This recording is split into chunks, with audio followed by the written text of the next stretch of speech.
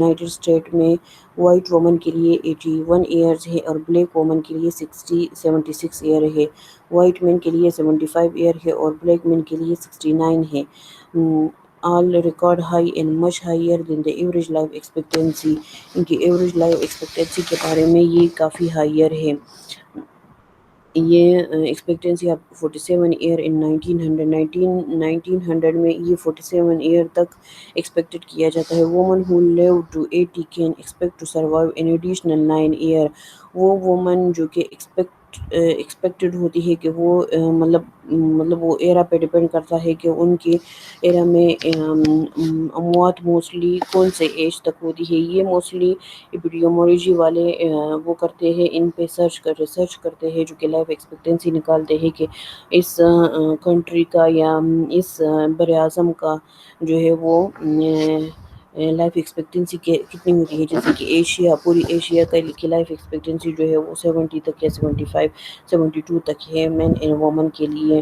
اسی طرح یہ according to disease, according to prevalence, یہ پریویلنس یا ریشو نکالتے ہیں اور ان کے مطابق یہ فگر جو ہے وہ کانسٹنٹ رکھتے ہیں، جو کہ ایئرس کے ساتھ ساتھ چینج ہوتا ہے۔ مینس کہ ایک کچھ 10 ایئر کے بعد یا ایک سینچری کے بعد وہ پھر اس میں چینجز آ جاتی ہے، کیونکہ لوگوں کے موسٹلی ٹریٹمنٹ کی وجہ سے، لوگوں کے فوڈ انٹیک کی وجہ سے یا انوائرمنٹل چینجز کی وجہ سے لانگیوٹی جو کہ لائف ہے وہ اپر لمٹ پہ چلا جاتا ہے یا لوور لمٹ پہ چلا جاتا ہے۔ لیکن یہاں پہ لکھا ہوا ہے کہ the potential of human life span is currently 130 year۔ 130 year تک یہ پوٹینشیل ہے کہ ہیومن جو ہے وہ اپنی لائف گزار سکے آج کل کے اس میں، ٹھیک ہے، کیونکہ یہ امپروو ہوا ہے نیوٹریشنل اور دوسرے ابنڈنٹ فوڈ سپلائی جو ہے انہوں نے لانگیوٹی دی ہے لائف ایکسپیکٹینسی کو۔ Nutrition and longevity research in the field of aging is active and difficult.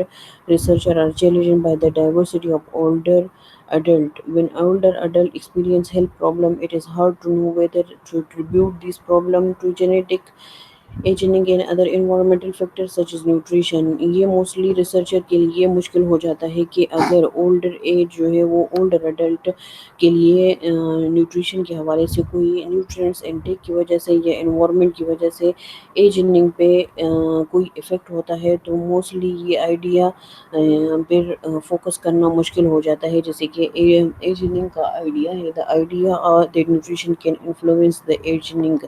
وہ آئیڈیا کہ نیوٹرینٹس انٹیک جو ہے یا آپ کا بیلنس ڈائٹ یا امبیلنس ڈائٹ یا فوڈ سیکورٹی آپ کی ایجنگ کو افیکٹ کرتی ہے۔ Is particularly appealing because people can control and change their eating habit.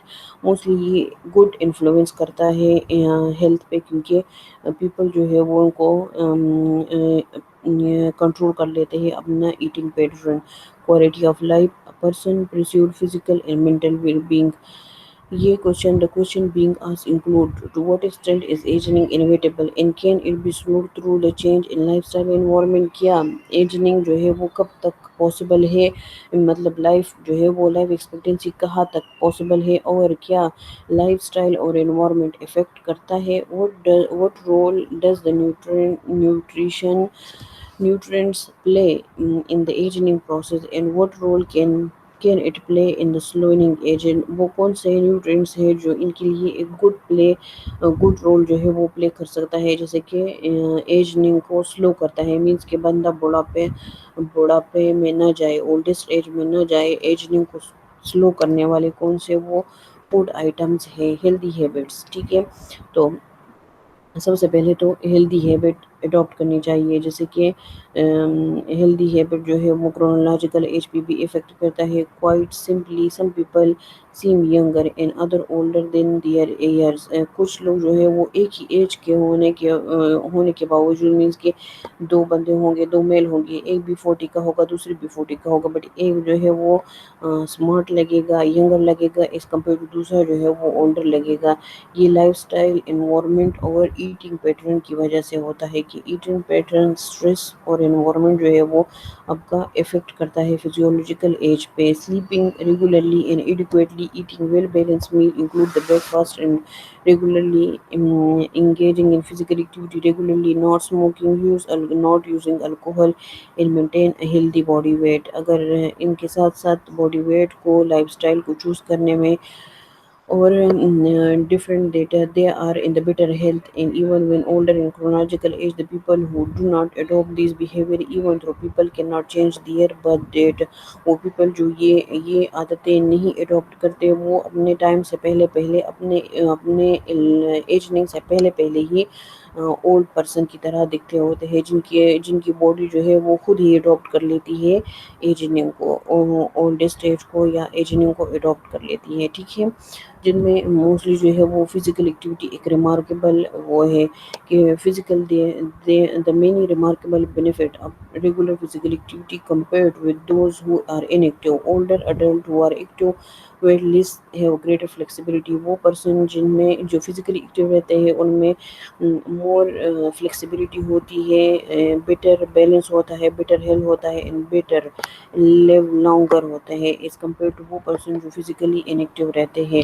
اور اس کے ساتھ ساتھ کارڈیوویسکولر ڈیزیز یا ڈفرینٹ نیوٹریشنل ڈیفیشنسی جیسے کہ لپڈ پروفائل کا بڑھنا، بلڈ پریشر کا بڑھنا، وہ بھی کم ہو جاتا ہے فزیکل ایکٹیویٹی کے ساتھ ساتھ. Improve the quality of sleep and strength training, improve the posture and mobility. In fact, the regular physical activity is the most powerful predictor of a person's mobility in the later year. Physical activity also increase the blood flow to the brain, thereby preserving mental ability, elevating depression, and supporting independence and improve the quality of life.